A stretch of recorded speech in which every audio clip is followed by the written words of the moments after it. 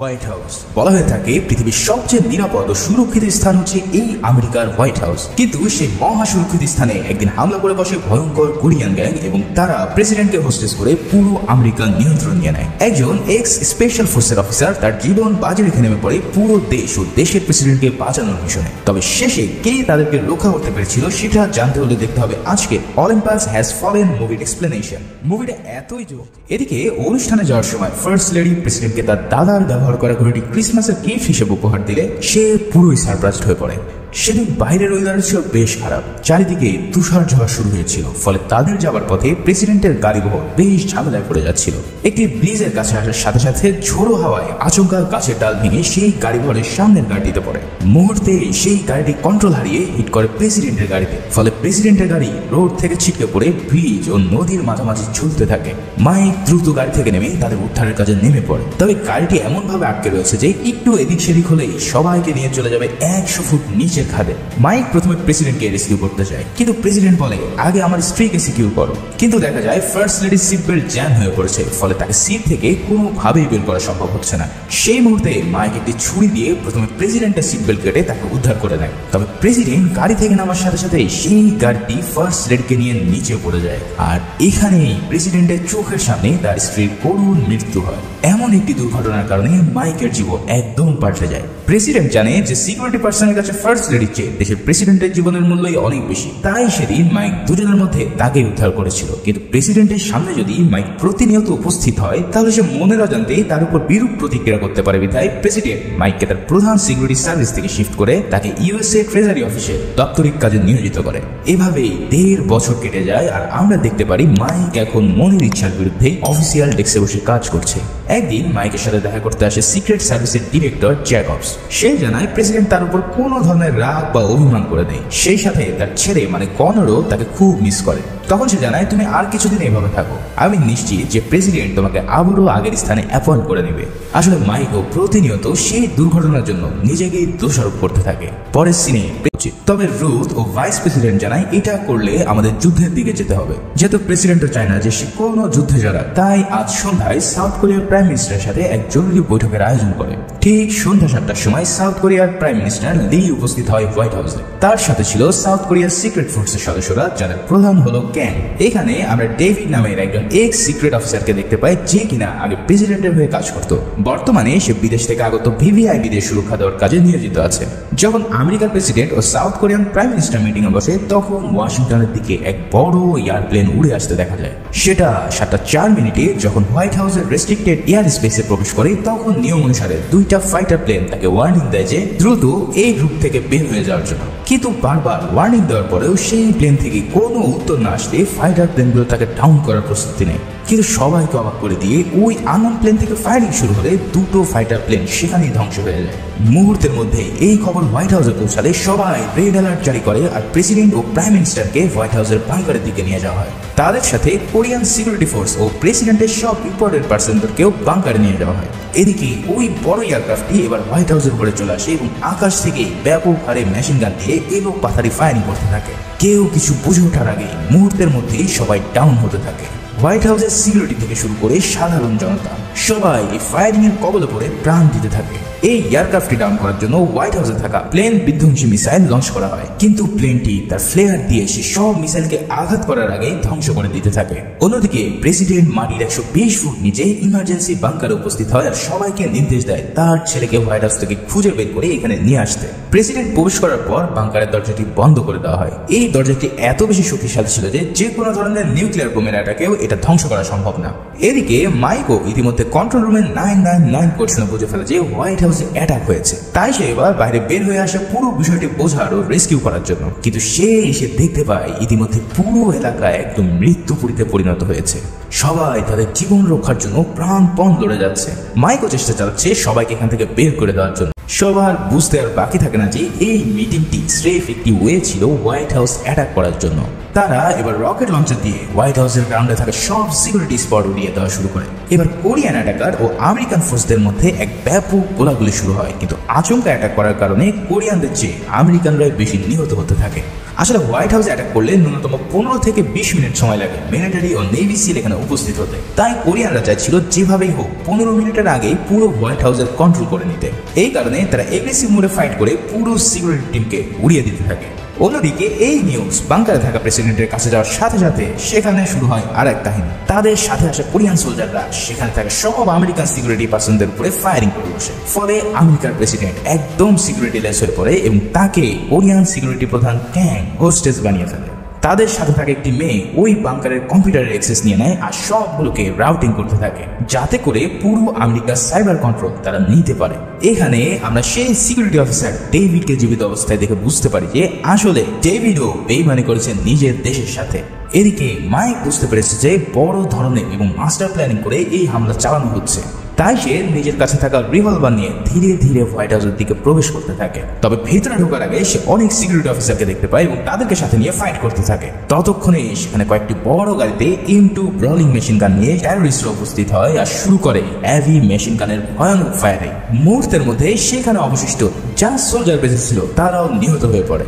এরপর একটি আরপিজি দিয়ে অ্যাটাক করে তাদের মূল ফটক ব্লাস্ট করে দিলে মাইক হোয়াইট হাউসের ভিতরে প্রবেশ করে একটি জায়গায় নিজেকে হাইড করে রাখে। ভিতরে তখনও কিছু এজেন্ট ফাইট করছিল, কিন্তু এত সোলজারদের কাছে তারা প্রতিহত হয়ে প্রাণ দিতে থাকে। সেখানে আহত অবস্থায় এক এজেন্ট তার কন্ট্যাক্টে বলতে থাকে Olympus has fallen, Olympus has fallen. এখানে হোয়াইট হাউসের কোড নেম হলো অলিম্পাস, আর সেটাই এবার দখল করে নেয় কোরিয়ান টেররিস্টরা।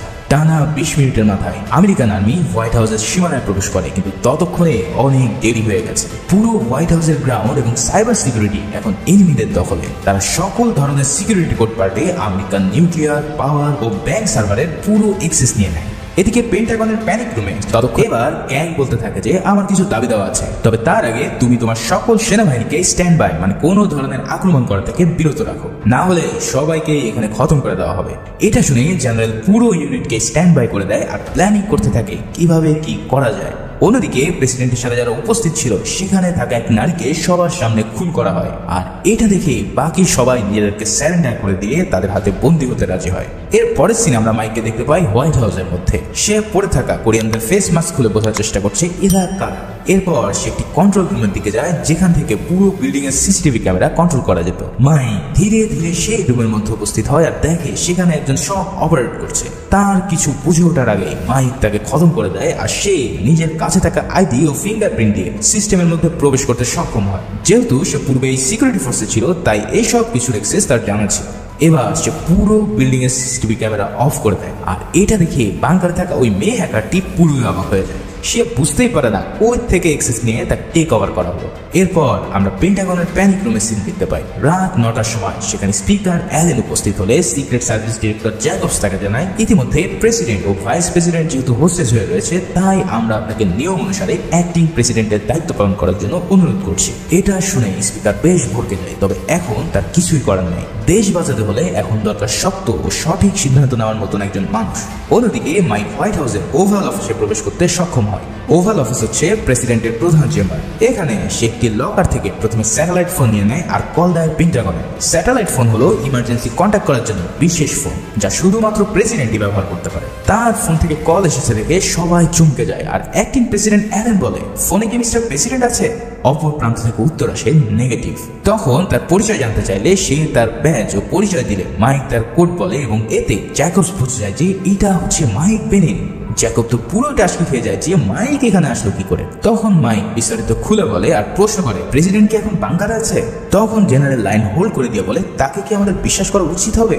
তখন জ্যাকব জানায় সে হচ্ছে আমাদের বেস্ট অফ দ্য বেস্ট একজন এজেন্ট, তার প্রেসিডেন্টকে রেস্কিউ করার মতন ক্ষমতা রয়েছে। আর যে সব কথাবার্তার মধ্যেই প্রেসিডেন্টের পার্সোনাল ল্যাপটপ থেকে সকল ক্লাসিফাইড ডাটা ও ফাইল ডিলিট করতে থাকে যাতে কেউ এর মিসইউজ করতে না পারে। এরপর মাইক তার ফোন রেখে দিলে এবার প্যানিক রুমে কল দিয়ে বসে ক্যাং। সেই প্রেসিডেন্টের মুক্তিপণ হিসেবে জাপানের সমুদ্র সীমায় যে 7th ফ্লিট রয়েছে সেটাকে উইথড্র করে নিতে বলে। এছাড়াও ডিএমজি জোন থেকে 28,500 আমেরিকান সৈন্যদেরকেও তুলে নেওয়ার দাবি করে। এখানে তোমাদেরকে জানিয়ে রাখি এই 7th ফ্লিট হলো আমেরিকার 7ম বড় নৌবহর যেটা প্রশান্ত মহাসাগরে অবস্থান করে পুরো সাউথ এশিয়াকে নিয়ন্ত্রণ বা প্রোটেকশন দিয়ে থাকে। এখন যদি তারা এই 7th ফ্লিটকে সরিয়ে আনে তাহলে জাপান, কোরিয়া ও বাকি মার্কিন নিয়ন্ত্রিত দেশগুলো তাদের হাতছাড়া হয়ে পড়বে। ফলে এমন দাবি কোনোভাবে মেনে নেওয়া সম্ভব না। এই কথা ক্যাংকে জানিয়ে দিলে সে বলে দ্রুত স্টেপ নাও, আর না হলে সবাইকে কিছুক্ষণের মধ্যে আমি খতম করে দেবো। এটা শুনে সবাই বেশ টেনশনে পড়ে যায়, আর অ্যাক্টিং প্রেসিডেন্ট বলে প্রথমে আমাদের নিউক্লিয়ার সাইটগুলোকে বেশি সিকিউর করো, আর চীন, রাশিয়া, ইউকে ও ফ্রান্সের সাথে জরুরি কনফারেন্সের ব্যবস্থা করো। আমাদের সকলের সাহায্য প্রয়োজন এই বিপদ থেকে রক্ষা পাওয়ার জন্য। এদিকে বাংকারে ক্যাং জয়েন্ট সেক্রেটারির গলায় ছুরি ধরে তার কাছ থেকে একটি কোড চায়। সেই কোডটির নাম হলো সার্ভেরাস কোড। এখানে বলে রাখি কি এই সার্ভেরাস কোড। এই কোড হলো আমেরিকার নিউক্লিয়ার মিসাইল লঞ্চ করার কোড, যেটা দিয়ে এই বাংকার থেকে আমেরিকার সকল নিউক্লিয়ার বোম অ্যাক্টিভ করা ও লঞ্চ করা যাবে। তবে এটা লঞ্চ করতে 3টা সার্ভেরাস কোডের প্রয়োজন হবে। এই 3টা কোড 3টা আলাদা পার্সনের কাছে থাকে। একটি থাকে জয়েন্ট চিফের কাছে, আর বাকি দুটি থাকে সেক্রেটারি অফ ডিফেন্স ও প্রেসিডেন্টের কাছে। এই 3টি কোড দিয়ে যদি এটা অ্যাক্টিভ করা হয় তাহলে পুরো দেশের নিউক্লিয়ার কন্ট্রোল নিয়ে নেওয়া পসিবল। যাই হোক, প্রেসিডেন্ট সবার সামনে তার প্রিয় মানুষের এমন কষ্ট দেখে প্রেসিডেন্ট তাকে অর্ডার দেয় যে তার কোডটি বলে দেওয়ার জন্য। জয়েন্ট চিফের কাছ থেকে কোডটি পেয়ে সেটা কোরিয়ান হ্যাকাররা অ্যাক্টিভ করে দিলে সেই নোটিফিকেশন চলে যায় পেন্টাগনে। সবাই এবার বুঝতে পারে যে তাদের আসল মিশন হচ্ছে এই নিউক্লিয়ার মিসাইল দিয়ে পুরো পৃথিবী ধ্বংস করা। এদিকে মাইক একটি কোরিয়ান মিলিটারি ট্যাটের ছবি পাঠিয়ে জ্যাকবসকে বলে, দেখো এই অর্গানাইজেশনকে তোমরা চিনতে পারো কিনা। মাইক জানায় এরা খুব ট্রেন্ড ও টাফ সোলজার, তাই তাদের প্রতিহত করা বেশ কঠিন কাজ। তখন জ্যাকবস মাইককে এই সার্ভেরাস কোড অ্যাক্টিভেশনের কথা বলে। বিস্তারিত সব মাইককে খুলে বলার পর সে বলে, তাহলে তোমরা এই কোডটি চেঞ্জ করে ফেলো, তাহলেই তো হয়। তখন তাকে জানানো হয় যে এই কোড এমন ভাবে ডিজাইন করা হয়েছে যে এটা কখনোই চেঞ্জ করা পসিবল না বলে দিতে। তাই তোমার প্রধান কাজ হবে কনরকে খুঁজে বের করে তাকে রেস্কিউ করা। এই সব শুনে মাইক এবার কনরকে খোঁজার জন্য বেরিয়ে পড়ে। তবে পুরানো সিসিটিভি ফুটেজ দেখে ক্যাংয়ের বাহিনী বুঝে ফেলে এখানে একজন এজেন্ট ইতিমধ্যে হোয়াইট হাউসে প্রবেশ করে তাদের ব্যান্ড বাজাতে আসছে। ডেভিডকে এই ব্যাপারে প্রশ্ন করলে সে জানায় ওর নাম মাইক বেনে, তবে সে আমাদের জন্য তেমন একটা সমস্যা হবে না, তোমরা নিশ্চিন্তে চিল করতে পারো। তবে ক্যাং এসবে বিশ্বাস না করে তার টিমকে পাঠায় মাইককে ধরার জন্য। এদিকে মাইক অনেক খুঁজে কনরকে বের করতে সক্ষম হয়। কনর গোপন একটি দলের মাঝখানে লুকিয়েছিল, যার ফলে কেউই তাকে খুঁজে বের করতে পারেনি। কনর মাইককে দেখে অনেক খুশি হয় আর তার বাবার কথা জিজ্ঞেস করে। মাইক জানায় সে সবাইকে রেস্কিউ করতে পারবে, তবে তার আগে তাকে এখান থেকে বের করে নিয়ে যাওয়া সবচেয়ে বেশি প্রয়োজন। মাইক তাকে ইনস্ট্রাকশন দেয় যে একটি পুরানো টানেলের মধ্যে দিয়ে উপর দিকে উঠলেই তুমি বের হতে পারবে, কিন্তু ততক্ষণে সেখানে ক্যাংয়ের বাহিনী উপস্থিত হয়ে যায় আর ফায়ারিং শুরু করে দেয়। মাইক তাকে নিয়ে কোন রকম সেখান থেকে সাইড কাটিয়ে সরে পড়ে আর কনরকে উপরে পাঠাতে থাকে। কনরকে রেস্কিউ করা হচ্ছে শুনে পেন্টাগন গ্রাউন্ডে থাকা আর্মিদের ওই টানেলের মাথায় পাঠিয়ে দেয় তাকে নিয়ে আসার জন্য। তবে সেখানে অনেক গার্ড থাকার কারণে বিল্ডিং এর উপর থেকে স্নাইপার তাদের উপর নজর রাখতে থাকে। একদম মোক্ষম সময় কনর উপরে উঠে আসলে রেঞ্জার বাহিনীও সন্তর্পণে সেখানে উপস্থিত হয় আর অবশেষে কনরকে উদ্ধার করতে তারা সক্ষম হয়। কনরকে জীবিত উদ্ধার করতে পেরে সবাই অনেক আনন্দিত হয়ে পড়ে। তবে এখনো আরো অনেক কিছু বাকি আছে এই যুদ্ধ শেষ করার জন্য। এদিকে মাইক দুজন সোলজারকে জীবিত ধরতে সক্ষম হয় আর তাদের প্রশ্ন করে, বল কারা তোদের বস। এই কথা শুনে তারা অনেক হাসাহাসি শুরু করে, এমন এক ভাবছে মাইক যেন তাদের সাথে মজা নিচ্ছে। এই সব দেখে মাইকও মজা পায় আর হুট করে একজনের সামনে অন্যজনের চোয়ালের নিচে দিয়ে ছুরি ভরে দিলে এটা দেখে অন্যটির প্যান্ট ভিজে যায় আর হরহর করে সব বলা শুরু করে। প্যানিক রুমে এবার মাইক জানায় এই গ্যাংয়ের প্রধান হচ্ছে ইয়ানসি ক্যাং। এরা হচ্ছে একটি paramilitary battalion. Tough and rough মিশনের জন্য এরা যে কোনো দেশে হামলা চালাতে পারে। এই নাম দিয়ে সার্চ করে তারা জানতে পারে যে সে হচ্ছে পৃথিবীর মোস্ট ওয়ান্টেড ক্রিমিনাল, যে কিনা নর্থ কোরিয়ার বাসিন্দা ছিল। তবে ছোটবেলায় সাউথ কোরিয়ার দ্বিতীয় কোডটি জানিয়ে দেয়। আর বাকি থাকলো প্রেসিডেন্টের কোড। তবে প্রেসিডেন্ট বলে আমি কোনোদিনও আমার কোড বলবো না। এদিকে ক্যাংয়ের নির্দেশে ডেভিড চলে যায় মাইককে খতম করার জন্য। তবে ডেভিডকে মাঝপথে আচমকা মাইক ধরে ফেললে সে অভিনয় করা শুরু করে। মাইক তো আর জানে না যে তার এই এক্স কলিগ ইতিমধ্যে ক্যাংয়ের দলের সাথে হাত মিলিয়েছে। তাই মাইক তাকে প্রশ্ন করে তুমি এখানে আসলে কিভাবে। ডেভিড তখন তাকে ভুম ভাম বোঝানো শুরু করে, কিন্তু কথার মাঝখানে সে বলে ফেলে যে এই গ্যাংয়ের বাহিনী খুব ডেঞ্জারাস। এই কথা শুনে মাইক বলে যে এই বাহিনীর প্রধানের নাম যে গ্যাং, এটা তুমি জানো কিভাবে। ব্যাস মাইকও বুঝে ফেলে যে এই ডেভিড হচ্ছে তাদের হয়ে কাজ করছে। তাই মাইক তাকে ব্যাপক কেলানো খেলায় আর অবশেষে ডেভিড তার কাছে সব স্বীকার করে নেয়। ডেভিড তখন বলে আমি ভুল করে ফেলেছি, আমাকে হত্যা করে আমার পাপের শাস্তি দাও। তখন মাইক তাকে জানায় মরার আগে একটা ভালো কাজ করে যাও, তুমি গ্যাংকে কল দিয়ে জানাও তুমি আমাকে শেষ করে দিয়েছো। ডেভিড তার ফোন দিয়ে ক্যাংকে বলে আমি মাইককে মেরে ফেলেছি। আর এই কথা শেষ হলে মাইক তার মাথার মধ্যে ছুরি ঢুকিয়ে দিয়ে তাকে পরপার পাঠিয়ে দেয়। যেহেতু সেকেন্ড কোয়ার্টার এন্ট্রি হয়ে গেছে, তাই তাদের হাতে একদম সময় নেই দেখে জেনারেল নেভি সিলদের দিয়ে একটি অ্যাটাক প্ল্যান করতে থাকে। তারা দেখতে পায় হোয়াইট হাউসের ছাদে তেমন কোনো ভালো ডিফেন্স নেই, তাই জেনারেল পাকনামো করে 6টা ব্ল্যাক হক হেলিকপ্টারকে পাঠায় অ্যাটাক করার জন্য। কিন্তু এটা দেখে ক্যাং এর বাহিনী এবার হোয়াইট হাউসে থাকা সবচেয়ে শক্তিশালী অস্ত্রের ব্যবহার শুরু করে, যার নাম হাইড্রা 6। এটা এমন এক ভয়ঙ্কর হেভি মেশিন গান যা দিয়ে যে কোনো ধরনের এয়ারক্রাফট মুহূর্তে গুড়িয়ে ফেলা সম্ভব। মাইক এই হাইড্রা 6 কে দেখে ফেলে জেনারেলকে মিশন অ্যাবর্ট করতে বলে, কিন্তু জেনারেল তার কোনো কথা না শুনে অ্যাটাক করার নির্দেশ দেয়। ফলে ব্ল্যাক হক গুলো সেইখানে পৌঁছানোর সাথে সাথেই হাইড্রা 6 তার তাণ্ডব লীলা শুরু করে দেয়। একে একে হাইড্রা 6 তার পাওয়ারফুল শট দিয়ে 5টি হেলিকপ্টারকে ভূপাতিত করে ফেলতে সক্ষম হয়। একটা হেলিকপ্টার হোয়াইট হাউসের উপরে ভূপাতিত হলে পুরো হোয়াইট হাউসের লেফট সাইড ধ্বংস হয়ে যায়। অন্যদিকে মাইক এসব দেখতে পেয়ে একটি রকেট লঞ্চার নিয়ে সেটাকে ধ্বংস করে দেয়। তবে ব্লাস্টের কারণে মাইক নিচে পড়ে গিয়ে ব্যাপকভাবে আহত হয়। এমন হামলা করার কারণ এবং এই নিউজ পুরো বিশ্বে ছড়িয়ে পড়লে ভারত, পাকিস্তান, রাশিয়া, চীনে হাই রেড অ্যালার্ট জারি করে এবং যুদ্ধের প্রস্তুতি নিতে থাকে। তাদের প্রেসিডেন্টকে বাঁচানোর সব আশা শেষ হয়ে গেলে ক্যাং এর দাবি অনুসারে একটি হেলিকপ্টার পাঠানো হয় হোয়াইট হাউসে। এদিকে ক্যাংকে দেখা যায় সবাইকে একটি ব্ল্যাক স্যুট পরিয়ে হোয়াইট হাউস থেকে বের করে নিতে। স্নাইপাররা ডিটেক্ট করতে থাকে যে এর মধ্যে কোনটা প্রেসিডেন্ট, কিন্তু মুখ দেখতে না পারায় তার কেউ কোনো অ্যাকশনে যেতে পারে না। এরপর সবাই মিলে ওই হেলিকপ্টারে উঠে পড়ে। আর্মি অফিসাররা অ্যাকশনে যাওয়ার জন্য নির্দেশ চাইলে স্পিকার জানায় এটা অনেক রিস্কি হয়ে যাবে, তারা হয়তো এই মুহূর্তে প্রেসিডেন্টকে মেরে ফেলতে পারে, তাই তাদেরকে যেতে দাও। কিন্তু সবাইকে অবাক করে দিয়ে যখন হেলিকপ্টারটি উড়াল দেওয়া শুরু করে, ঠিক তখনই আকাশে সেটা ব্লাস্ট হয় আর ভিতরে থাকা সবাই নিঃশেষ হয়ে যায়। তার মানে হলো সবার সাথে আমেরিকান প্রেসিডেন্টও প্রাণ হারায় এই আত্মঘাতী হামলায়। তবে এটা দেখে মাইকের কিছুতেই বিশ্বাস হয় না, কারণ ক্যাং এভাবে নিজেকে শেষ করে দেওয়ার পাবলিক না। নিশ্চয়ই এখানে কোনো ঘাপলা আছে বিধায় সে বাংকারের দিকে যাওয়া শুরু করে। সেখানে দেখা যায় আসলে ক্যাং ও প্রেসিডেন্ট এখনো জীবিত আছে। এই ব্লাস্টিং নাটক ক্যাং এ সাজিয়েছিল সবার চোখে ধুলো দেওয়ার জন্য। এবার তৃতীয় সারপ্রাইজ কোডটি ইনপুট করার পালা। তবে সবাইকে অবাক করে দিয়ে দেখা যায় সারা দিন ধরে এই কোডটি হ্যাকার নিজেই ডিকোড করে নিয়েছে, কারণ তারা জানতো প্রেসিডেন্টের কাছ থেকে কোনো দিন এই কোড পাওয়া সম্ভব নয়। কোডটি অ্যাক্টিভ হয়ে গেলে এবার শুরু হয়ে যায় আমেরিকায় থাকা সব নিউক্লিয়ার ওয়ারহেডগুলো অ্যাক্টিভ হওয়া।